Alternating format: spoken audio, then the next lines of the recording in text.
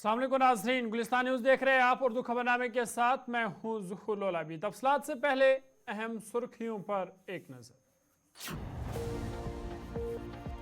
हुकूमत अगले चंद रोज़ में बनाई जाएगी, रियासती दर्जे की बहाली हमारी तरजीह, जम्मू को भी बराबर का हक मिलेगा, उमर अब्दुल्ला का बयान।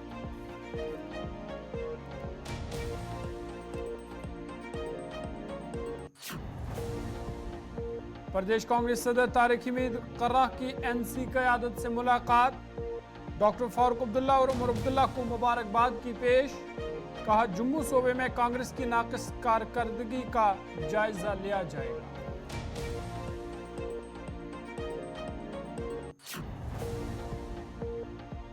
एनसी कांग्रेस इत्तेहाद पथराव करने वालों को रिहा नहीं कर सकते, नई हुकूमत जम्मू कश्मीर की तरक्की के लिए काम करे, कविंद्र गुप्ता।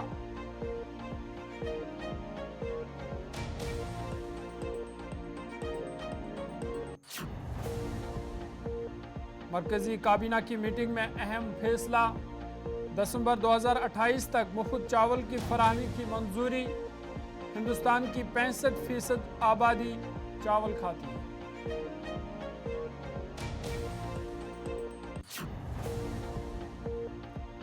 अनंतनाग में लापता टीए एहलकार की लाश जंगल से बरामद, मुकामी लोगों ने तहकीकात का किया मुतालबा।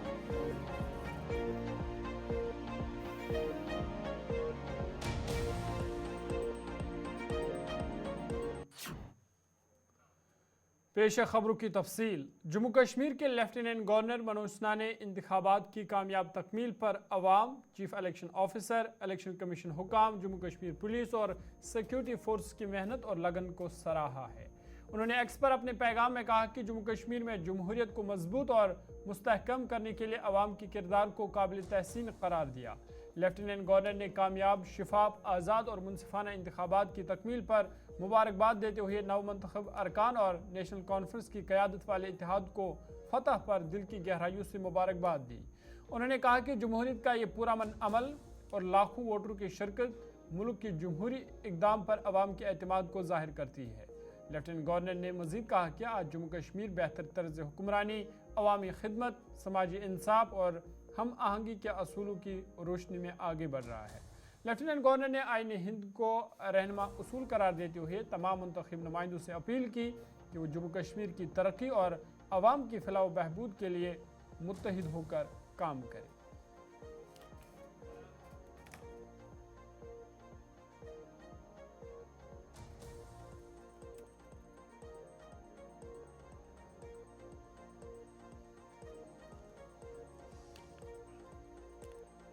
आगे बढ़ते हैं। नेशनल कॉन्फ्रेंस के नायब सदर और साबिक वज़ीर आला उमर अब्दुल्ला ने कहा कि जम्मू कश्मीर में अगले चंद रोज़ में हुकूमत बनाई जाएगी। उन्होंने कहा कि हमने कल कानून साज पार्टी का इजलास तलब करने के लिए फैसला किया है। उसके बाद अलायंस की मीटिंग मुनक्कद होगी और अलायंस अपना लीडर मुंतखब करेगी, जिसके बाद हम राजभवन में हुकूमत साजी का दावा करेंगे। हलफ बर्दारी की तकरीब के बारे में पूछे जाने पर उन्होंने कहा कि अभी ऐसा कोई फैसला नहीं लिया गया है, ये चीज़ें एक जमहूरी तरीके से की जाती हैं। उमर अब्दुल्ला ने कहा कि हुकूमत की तश्कील के बाद उम्मीद है कि काबीना का पहला इजलास रियासत हैसियत की बहाली के लिए मरकज़ पर जोर डालने की करारदाद मंजूर करेगा, जिसे फिर वज़ीर आज़म के पास लिया जाएगा। उन्होंने कहा कि जम्मू कश्मीर की रियासत हैसियत बहाल होनी चाहिए, क्योंकि 2019 से पहले ये एक रियासत थी और वज़ीर आज़म समेत दीगर आला वज़रा ने भी रियासत हैसियत की बहाली का लोगों से वादा किया।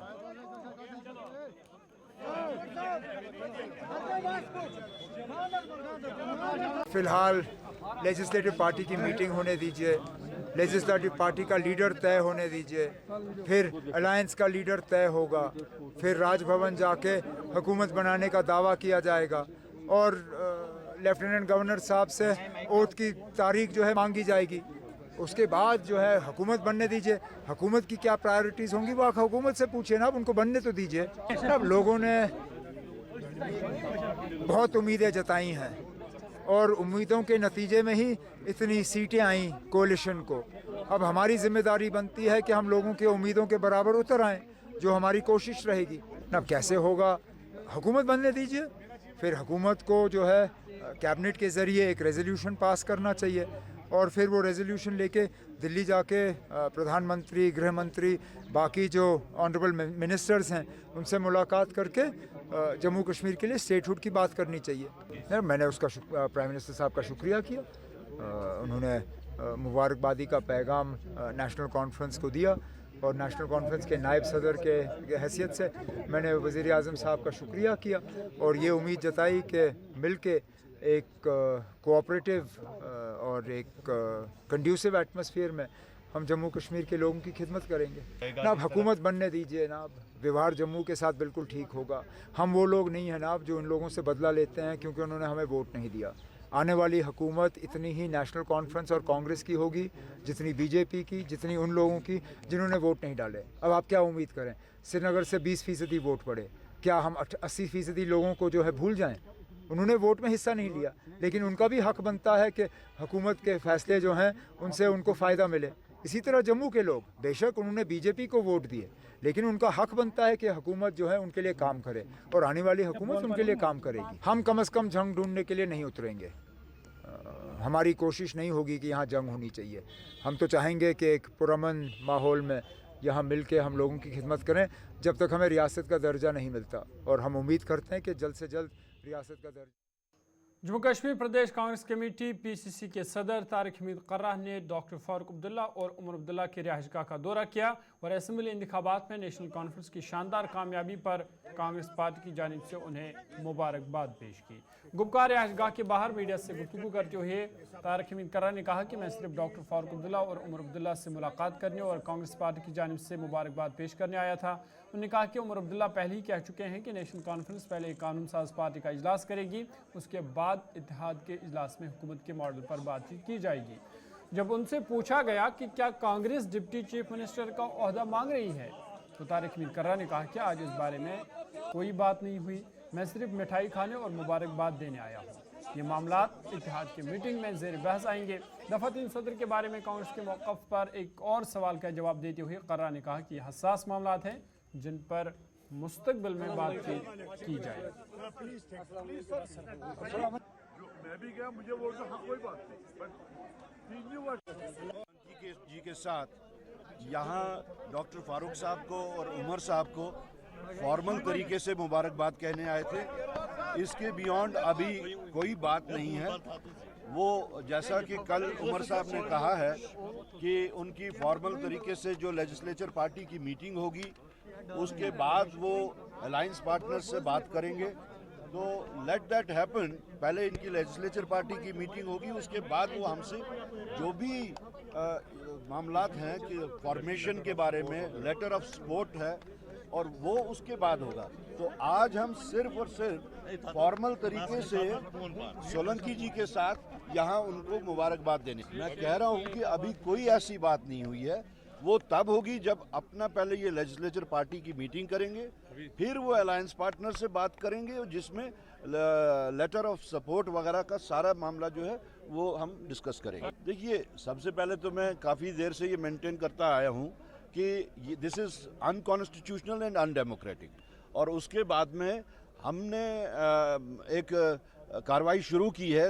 लेट अस सी कि उसमें कहाँ तक हम कामयाब होते हैं। लेकिन जहाँ तक मेंबर पार्लियामेंट आगा रुहुल्लाह मेहदी ने कहा कि जिस तरह से नेशनल कॉन्फ्रेंस को लोगों का मैंडेट हासिल हुआ है, अब नेशनल कॉन्फ्रेंस पर बड़ी जिम्मेदारी आयद होती है कि लोगों के मैंडेट की कदर की जाए।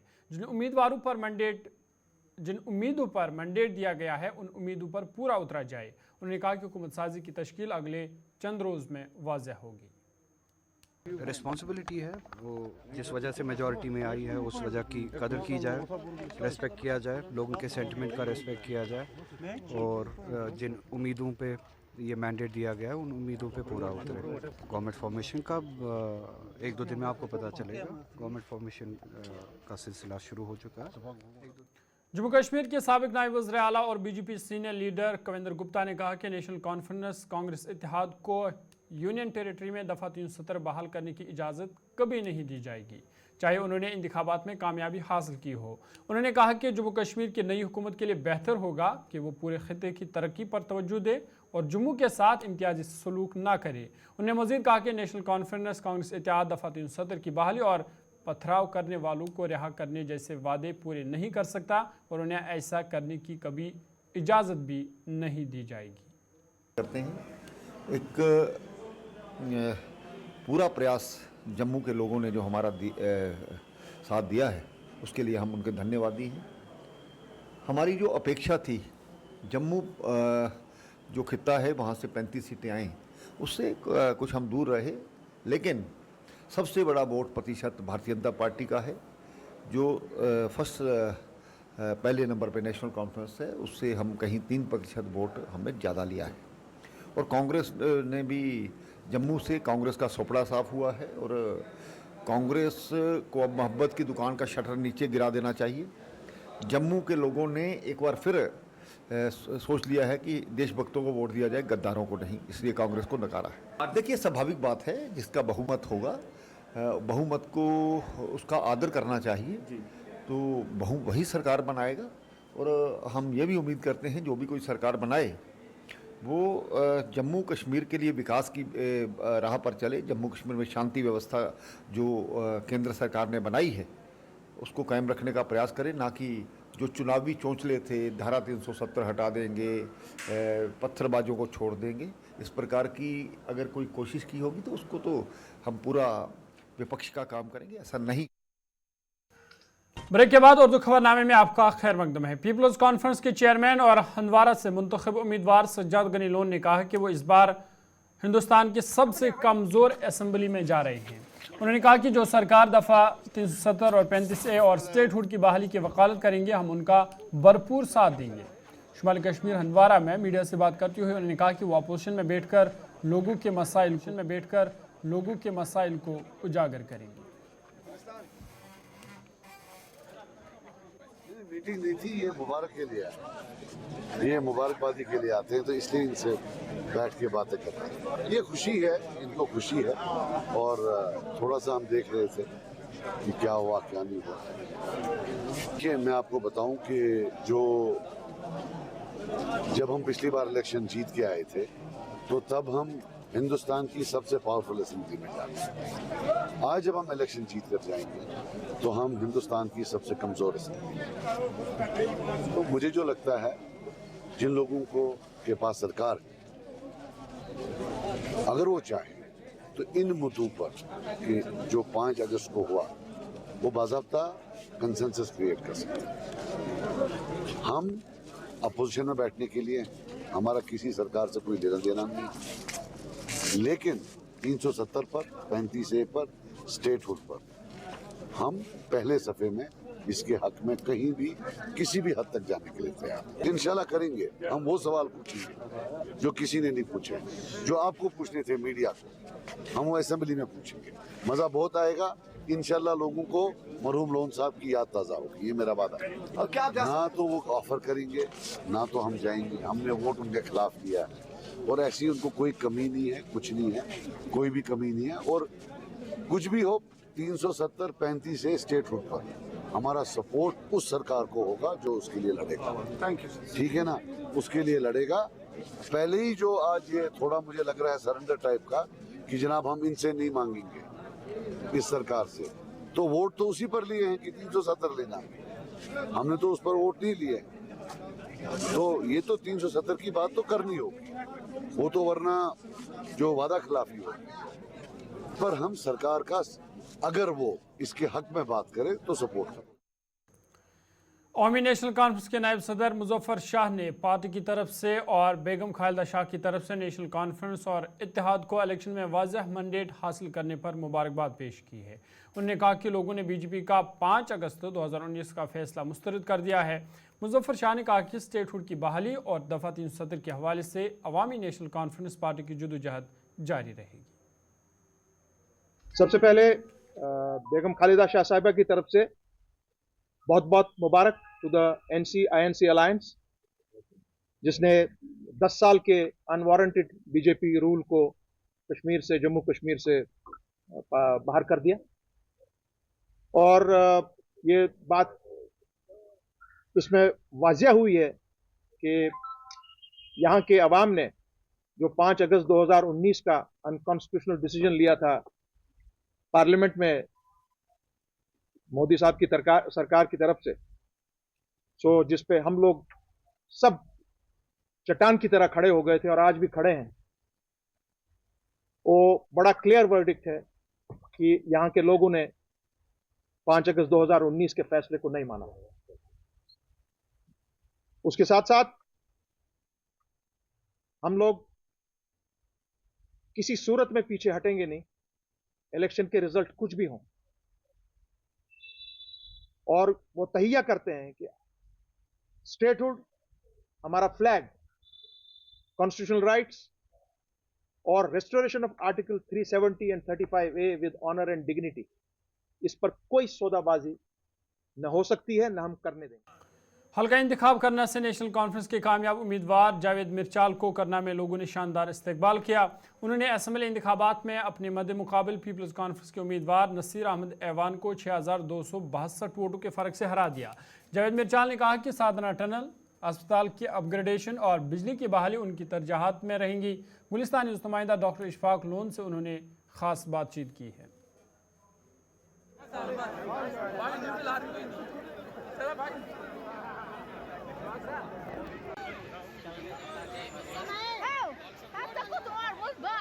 जो सब आपको बहुत बहुत मुबारक हो, आपने अच्छे खासे मार्जिन से जो है लीड लेकर जीत हासिल की है।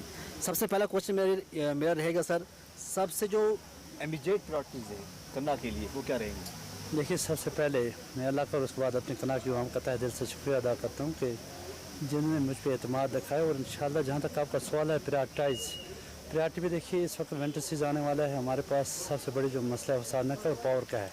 जो मेरा पावर का टेलमेंट रहता है, पावर क्राइसिस जो रहते हैं, मुझे सबसे पहले उस चीज़ को देखना है।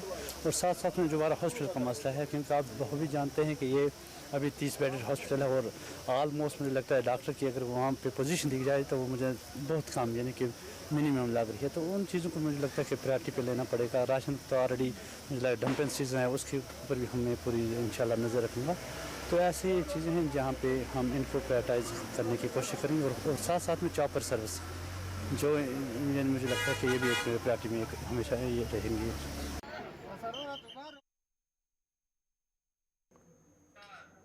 साबिक नायब स्पीकर और नेशनल कॉन्फ्रेंस के रुकन असम्बली नज़ीर गुरेज़ी ने शुमाली कश्मीर के बांडीपोरा अजला के गुरेज़ हल्के से कामयाबी हासिल की है।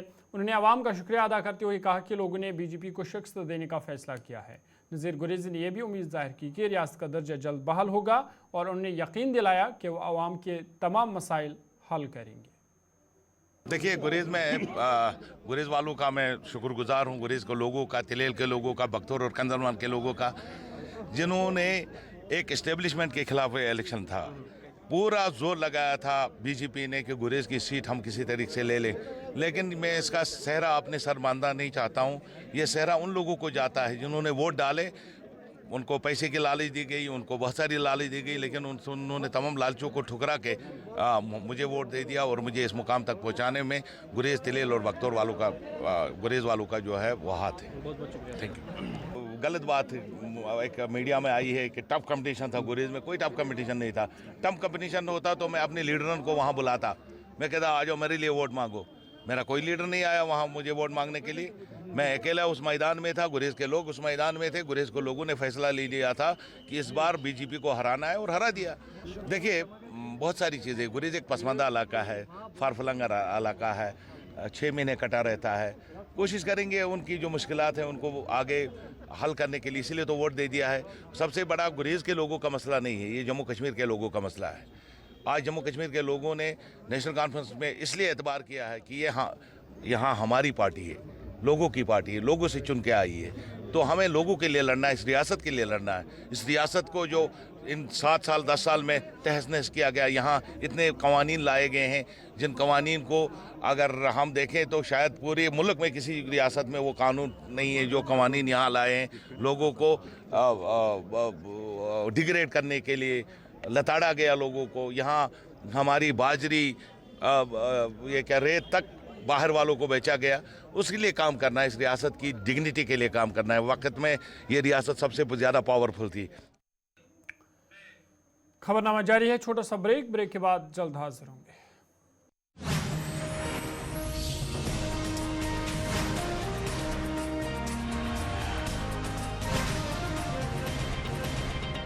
के बाद उर्दू खबरनामे में आपका खैर मकदम है। मरकज़ी हुकूमत ने प्रधानमंत्री गरीब कल्याण योजना और दीगर फ्लाई स्कीमों के तहत जुलाई 2024 से दिसंबर 2028 तक मुफ्त चावल की फराहमी जारी रखने को मंजूरी दे दी है। वज़ीर-ए-आज़म नरेंद्र मोदी की ज़ेर सदारत आज मुनक़दा मरकज़ी काबीना की मीटिंग में हुकूमत की तमाम स्कीमों बशमूल प्रधानमंत्री गरीब कल्याण योजना और दीगर फलाई स्कीमों के तहत चावल की यूनिवर्सल सप्लाई को जुलाई 2024 से दिसंबर 2028 तक जारी रखने की तजवीज़ को मंजूरी दी गई। मीटिंग के बाद इत्तलात और नशरियात के वज़ीर अश्विनी वैष्णव ने नामा निगारों को बताया कि PMGKY फूड सब्सिडी के हिस्से के तौर पर हुकूमत की तरफ से 100% फंडिंग के साथ चावल की फराहमी जारी रहेगी। 2019 से और 2021 के दरमियान किए गए कौमी ख़ानदानी सेहत के सर्वे के मुताबिक खून की कमी मुल्क में एक वसी मसला बनी हुई है, जो मुख्तलिफ उम्र के ग्रुपों और आमदनी की सतह के बच्चों, ख़वातीन और मर्दों को मुतासर करती है। आयरन की कमी के अलावा विटामिन B और फोलिक एसिड जैसे दीगर विटामिन्स और मादनियात की कमी भी बरकरार रहती है, जिससे आबादी की मजमूई सेहत और पैदावारी सलाहियत पर असर पड़ता है, क्योंकि हिंदुस्तान की 65% आबादी चावल खाती है।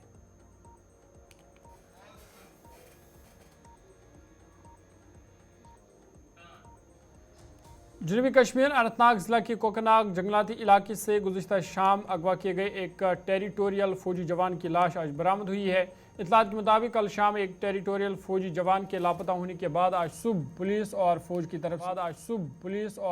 तरफ से मुश्तरका तौर पर तलाश ऑपरेशन शुरू किया गया था।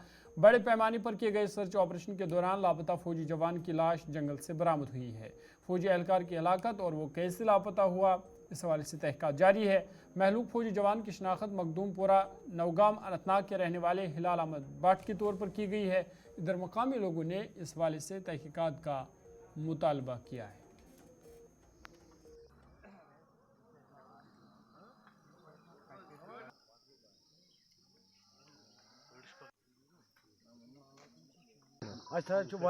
दुख बच्चे सुन बच्चे गो बिचार गया ड्यूटी ये ड्यूटी ऑलरेडी वन ओमुत काल घर पे द्राव रात सुबह पता अमिस पे क्या जुल्म गो यह क्या आव तुल यह क्या आव मारन अन तरन फिक्री कह यह क्या दलील बाकी घर क्या हालत घर बिचारस बच्चे जस खानदारिन बड़ बब सह बिचार कैंसर पेशेंट नान सत्य बेमार बस यह मोल मोज सह बिचार मुजुर पेश सह कर क्या द्राव तमिस नश सह पकन पन घर कन वारिया कह गामस वनकस तंजी कत तावन पेमुत अलाग वनकस